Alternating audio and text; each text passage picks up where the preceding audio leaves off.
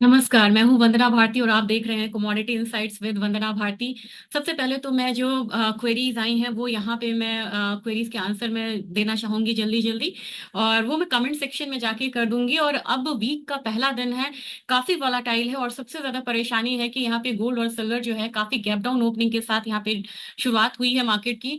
तो आप सबसे पहले आपको रीजन जानना होगा यहाँ पे, क्योंकि रीजन ये है कि हिजबुल्ला और इसराइल के बीच में सीज फायर की बात हो रही है, और यहाँ पे बात हो रही है कि 60 डेज का एक कूल ऑफ पीरियड होगा जिसमें वो एक दूसरे पे हमला नहीं करेंगे। तो अभी यहाँ पे जो बेंजामिन नेतन्याहू है वो सीज फायर के डिटेल्स को यहाँ पे जान रहा है, जिसकी वजह से हम लोगों ने एक फॉल आता हुआ देखा गोल्ड और सिल्वर में। वही फॉल आई है यहाँ पे डॉलर इंडेक्स में और ट्रेजरी में। इन चारों चीजों में फॉल का मतलब है यहाँ पे कि यहाँ पे सेफ हेवन बाइंग यहाँ पे गई है, और सेफ फिर बाइंग रिटर्न कहाँ पे आई है?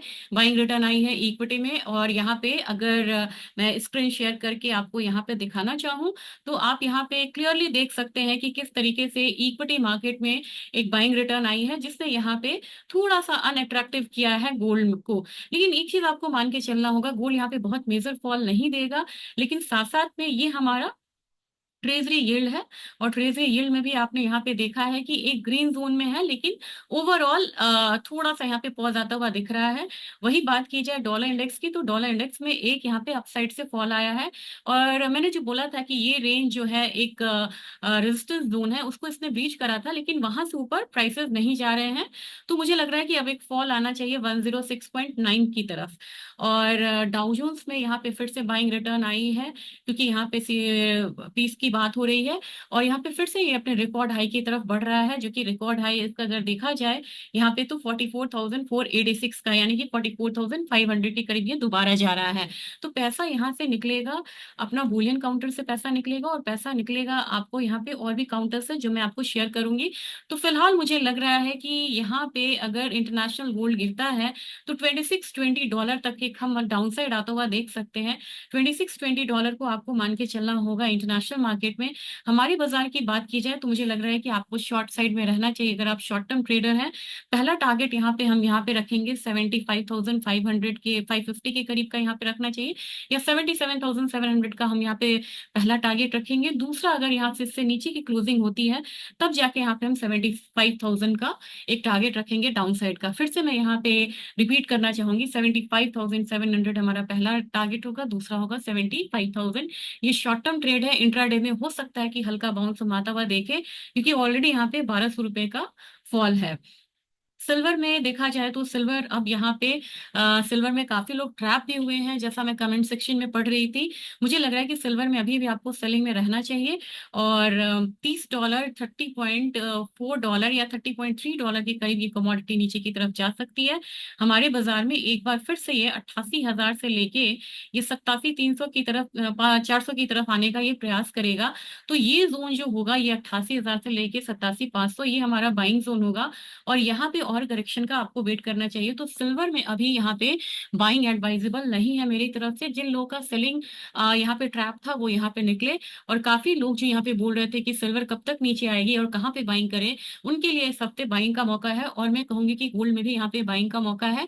गोल्ड में भी अगर आपको 75,000 तक नीचे की तरफ जा रहा है तो वहां पे बाइंग करनी चाहिए। और अगर 75,000 से नीचे मुझे लगा तो मैं आपको जरूर बोलूंगी कि अप ट्रेंड और भी डाउन साइड का है, इससे नीचे का भी टारगेट लेके आप चल सकते हैं। लेकिन ध्यान रखिए, क्योंकि यहाँ पे गोल्ड में रिवर्सल बड़ी तेजी से और बड़ा क्विक आता है। इसके साथ एक चीज और बोलना चाहूंगी कि अब मुझे लग रहा है यहाँ पे कि 80,000 का जो टॉप लगा था 2024 का, वो 80,000 का ही रहना चाहिए। दिसंबर में मुझे बहुत ज्यादा इम्पैक्ट नहीं लग रहा है कि 80,000 को ब्रीच करेगा। रदर मुझे लग रहा है कि 74,000 से लेके 76,000 के बीच में ये कमोडिटी रहनी चाहिए दिसंबर में। और आप बोलेंगे रीजन क्या है, तो सारी वोलेटिलिटी फैक्टर्स जो थे वो यहाँ पे अब खत्म हो रहे हैं धीरे धीरे। अब यहाँ पे एक इंटरेस्ट रेट कट का रह गया है, इंटरेस्ट रेट कट होता है तो एक बाउंस यहाँ पे आना चाहिए। लेकिन जो इलेक्शंस वगैरह थे वो सब सेटल डाउन यहाँ पे हो चुका है। अब बात करेंगे यहाँ पे क्रूड ऑयल की। क्रूड ऑयल में मुझे लग रहा है यहाँ पे कि क्रूड ऑयल में अभी फॉल कंटिन्यू थोड़ा सा रहना चाहिए। हालांकि यूक्रेन और रशिया में अभी भी काफी टेंशन है। तो यहाँ पे $70 से लेके $69 तक एक डाउन साइड रहेगा। हमारे बाजार में बात की जाए तो यहाँ पे मुझे लग रहा है कि बहुत दायरे में ये कारोबार हो सकता है। 5900 तक एक हम डाउन साइड आता हुआ देख सकते हैं। एक कमोडिटी है जिसके बारे में भले ही ये यहाँ पे रेड कैंडल बनाया हो, काफी ज्यादा फॉल आया था, और मैं फ्राइडे ट्रेड फेयर में थी तो मैं बहुत ज्यादा जवाब नहीं दे पाई आप लोगों को। क्योंकि यहाँ पे भारत मंडपम में काफी सारे प्रोग्राम्स भी हुए थे ट्रेड फेयर में। तो यहाँ पे नेचुरल गैस को मैं सीधा सीधा यहाँ पे बताना चाहूंगी कि नेचुरल गैस में एक डाउनसाइड तो दिख रहा है, आज के दिन भी करेक्शन ले रहा है, लेकिन ये कमोडिटी अगर करेक्शन ले रही है तो आपको यहाँ पे थोड़ा सा करेक्शन साइड में रहिए। और 275 तक मुझे लग रहा है कि करेक्शन यहाँ पे आ सकता है, इसको आप सेल करके चल सकते हैं।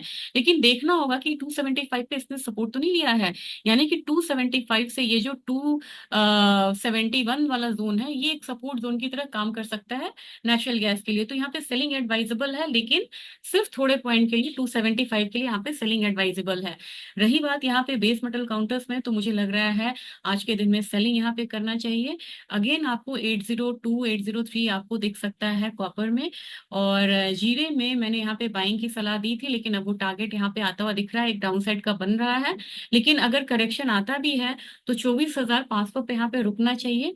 सबसे स्ट्रॉन्ग कमोडिटी बढ़ के आई, उभर के आई थी यहाँ पे टर्मरिक। लेकिन टर्मरिक में अगर आप देखेंगे कि आज का जो स्पाइक है वो लगभग जो मैंने आपको टारगेट दिया था 14,700, उसको मीट करता हुआ नजर आ रहा है। और यहाँ पे हाई लगा है 14,688 का, यानी कि 12 रुपए मेरे प्राइस टारगेट से कम है। यहाँ पे आप प्रॉफिट बुक कर सकते हैं दोबारा भी आए तो।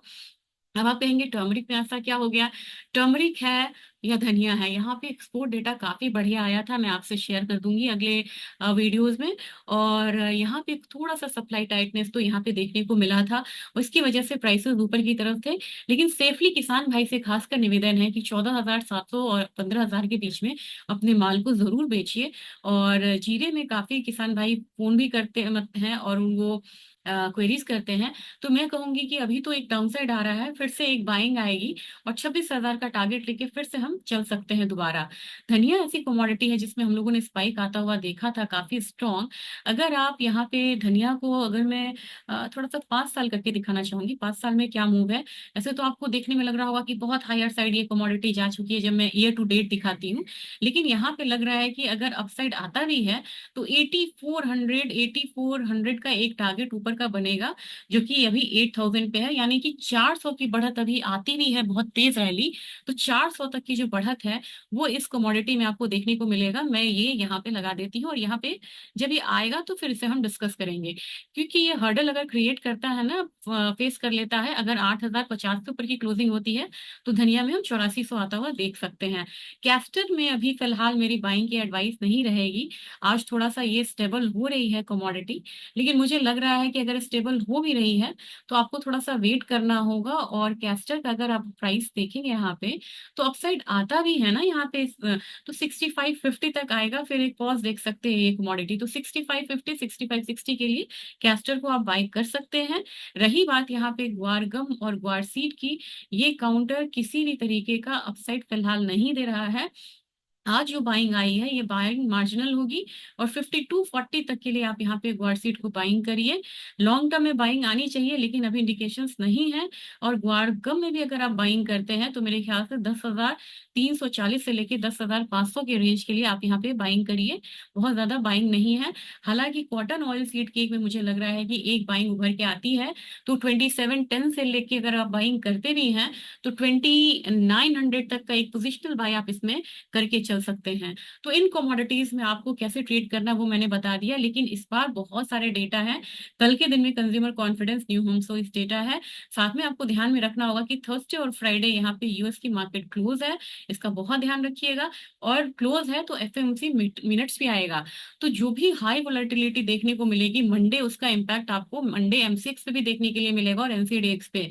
तो मेरे ख्याल से आपको 3 दिन जो है मंडे ट्यूसडे वेंसडे, इस दिन आपको हाई वोलेटिलिटी देखने को मिलेगी। और हो सकता है कि थर्सडे और फ्राइडे, क्योंकि थैंक्स गिविंग डे है यहाँ पे यूएस में, तो मार्केट थोड़ा सा रेंज में मूव करेगा, तो उसके हिसाब से हमें ट्रेड करना है। एक बार समराइज करूँ, गोल्ड और सिल्वर में अभी सेलिंग में रहना चाहिए। अगर बात हो जाए क्रूड ऑयल की, थोड़ी सी यहाँ पे सेलिंग है। नेचुरल गैस में इंट्राडे में सेलिंग है, लेकिन पोजिशनल कॉल के लिए आपको बाई करना चाहिए। और ये जो रेंज है, इसको जो रेंज मैंने आपको बताया है नेचुरल गैस में, उसको आप फॉलो करिएगा। और कोपुड में मैंने यहाँ पे बाइंग का सजेशन दिया है। नेचुरल गैस में मैंने आपसे बोला है कि अगर नीचे की तरफ आता है तो 270 के करीब आपको फिर से बाय कॉल जो है वो लेनी चाहिए, पोजिशनल बाय कॉल करनी चाहिए। और टर्मरिक में बाय में रहिए और धनिया में बाय में रहिए। तो ये ट्रेडिंग स्ट्रैटेजीज थी आज के लिए और कुछ शॉर्ट टर्म के लिए। वीडियो कैसा लगा ये जरूर शेयर करिएगा। और गोल्ड और सिल्वर में जिनको यहाँ पे ज्वेलरी बाय करनी है वो जरूर यहाँ पे बाय करें, जो बोल रहे थे कि हमने मौका को गवाया है, फिर आपको वो मौका आ रहा है बाइंग का। थैंक